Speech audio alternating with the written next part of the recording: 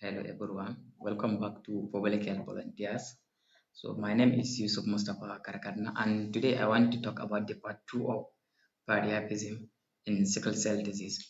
So today I want to explain how sickle cell disease is being managed and how to seek help if you need it and the kind of support available to people who experience Priapism. So if you haven't watched the first video, you can just check the icon here, or you can just check the link in the description and I will put it right there. So without further ado, let's start. Priapism in sickle cell disease. So this is going to be the part 2 of the Priapism series. Well, it is the end of, it's not a series, but this is going to be the part 2 of Priapism, which I have already discussed in the previous video. So to start with, I want to highlight some of the key points to take note of.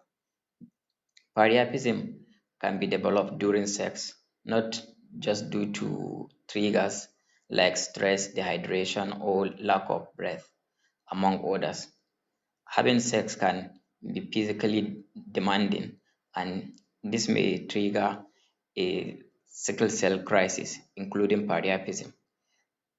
Secondly, priapism mostly occurs in or at night, in the night. So, and sometimes it may happen in the early morning when you wake up. So it is advisable that before you go to bed, you emptied your bladder, and immediately after you wake up, you should empty your bladder too. People that experience priapism mostly do not get enough sleep or experience interrupted sleep, causing tiredness and can result to interference with studies or work.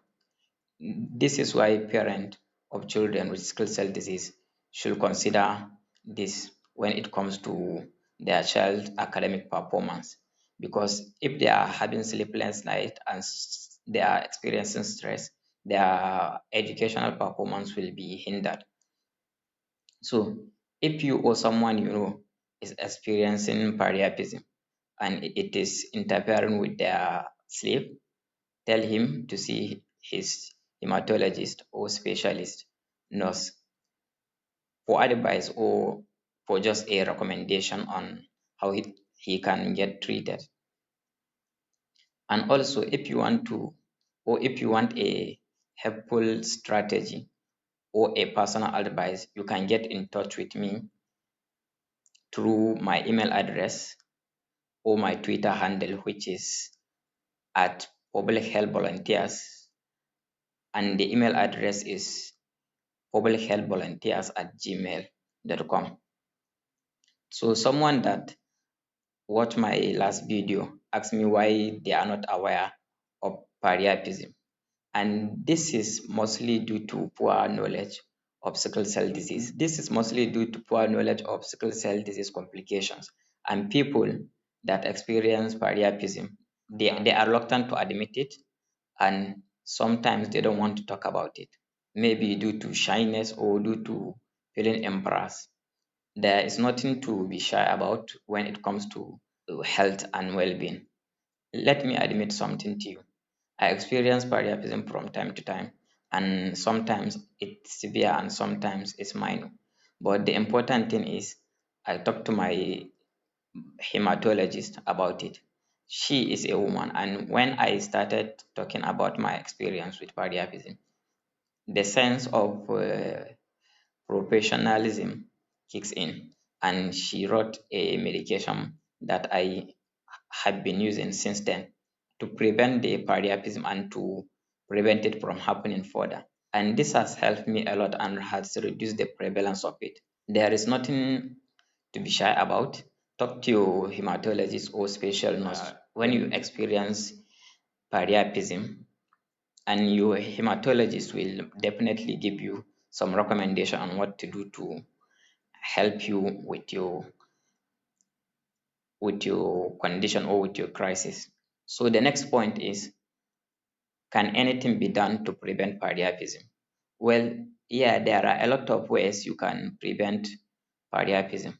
For example, If you are a mother or father, you should talk to your child about Priapism, if they have started experiencing Priapism or not, and talk to your child about sexual issues so that from there he may be able to open up to you about his experience or the challenges he is facing in terms of Priapism. Even though this is mostly doesn't happen in Nigeria, and especially in African parents are different. They don't want to talk about sexual issues with their children, or that's why mostly children are shy to talk to their parent about anything sexually related, especially when it comes to Priapism, and hence the reason why there is lack of awareness. Another point is to be sensitive and understanding toward the need of your child, and make sure you maintain his privacy and his fears, and try to calm him down and explain to him that it's not the end of the world, and try not to embarrass him when it comes to Priapism or when it comes to sexual issues topic. Encourage your child to call nurse when it comes to Priapism if he doesn't want to talk to you. Make sure your child drinks plenty of fluid, especially water. It will help with the maintenance of the sickle cell crisis and the overall Priapism experience. Monitoring your child for any infection or fever can help prevent sickle cell crisis and can easily help identify Priapism or the chances of Priapism occurring before it starts or before it happens. Encourage your child to not drink alcohol or smoke. The next thing is, how can we manage Priapism? And there are few things that you can do to manage your Priapism.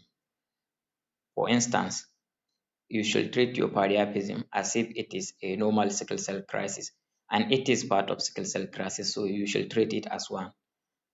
Empty your bladder before going to bed, which is important. Try exercise strategies to resolve any Priapism. Seek help and support. Avoid the use of too much painkillers, and avoid the use of alcohol or smoking, and the use of Viagra. Helpful strategies of dealing with Priapism include drinking water, taking painkillers but not in excess, heat pads, and the application of warm water to the penis.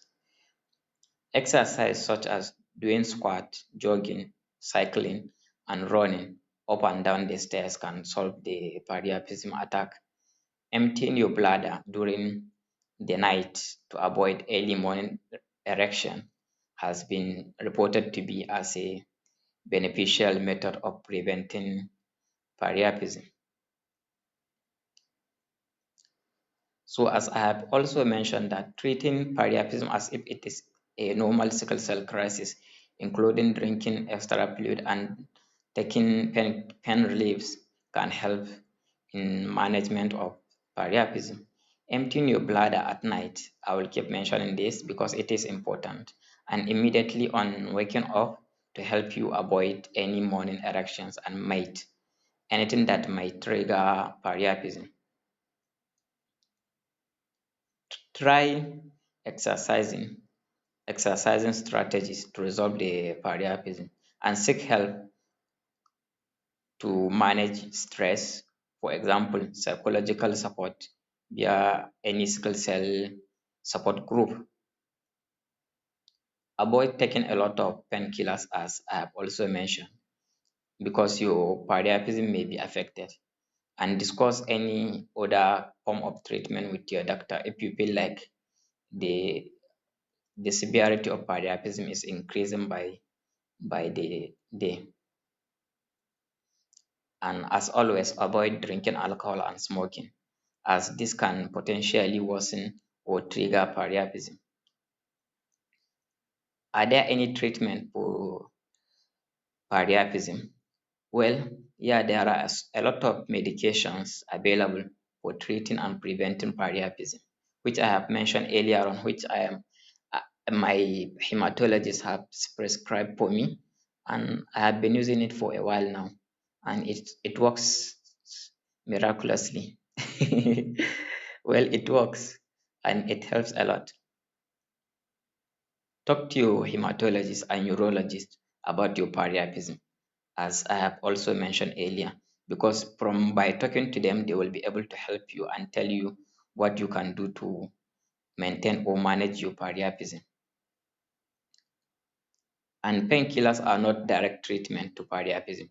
So taking excess of them to manage or to maintain priapism is not a good idea, and it can lead to other complications.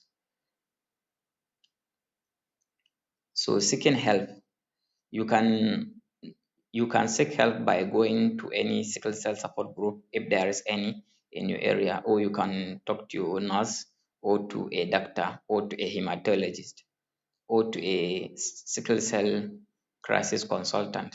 And I'm not saying I am a sickle cell consultant, but if you want someone to talk to, feel free to contact me.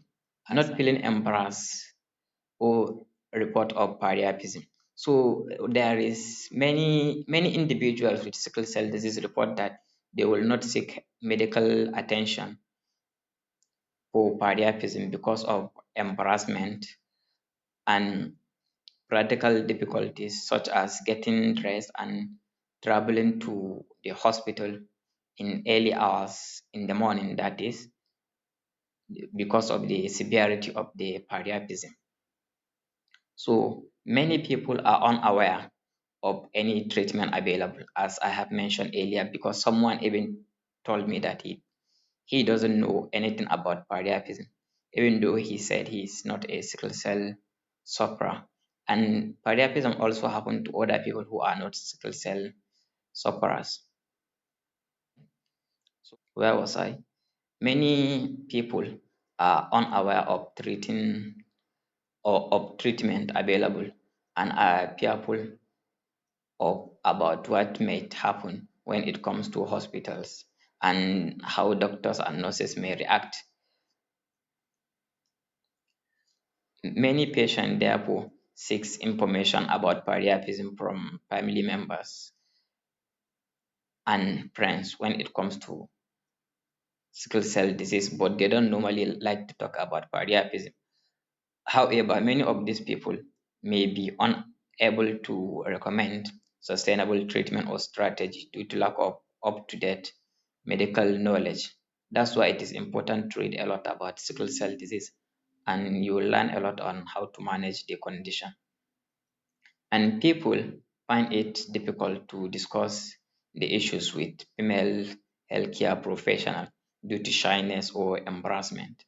And they also find it difficult to talk to their partners and friends, and are mostly anxious about how their sexual functions might be affected in the future, which is not the case. And it doesn't, I can't say it doesn't affect any sexual function, but that's why it is important to seek professional help when it comes to priapism to avoid any issue like sexual difficulties. Okay, that's all for priapism and how you can prevent priapism. And if you need any help or you want to talk to someone about priapism or about sickle cell disease in general, you can get in touch with me through Twitter and Instagram at Public Health Volunteers. And you can also send me an email, publichealthvolunteers@gmail.com. And I will also put a link to a WhatsApp group that I have. You can, if you need any information or you want to message me personally, you don't have to go on Instagram or Twitter. You can send me through WhatsApp. I will put the link to the WhatsApp page in below this video. So feel free to join. And if you have any question or you need any advice in terms of sickle cell disease or disability, I will be happy to answer that question. And if I cannot answer it, I will tell you that, and I will try and refer you to someone who can, or I will try and find the answer and I will let you know. So with that in mind, feel free to like this video, share it with someone that may benefit from it, and subscribe. And I will see you in the next video. Thank you.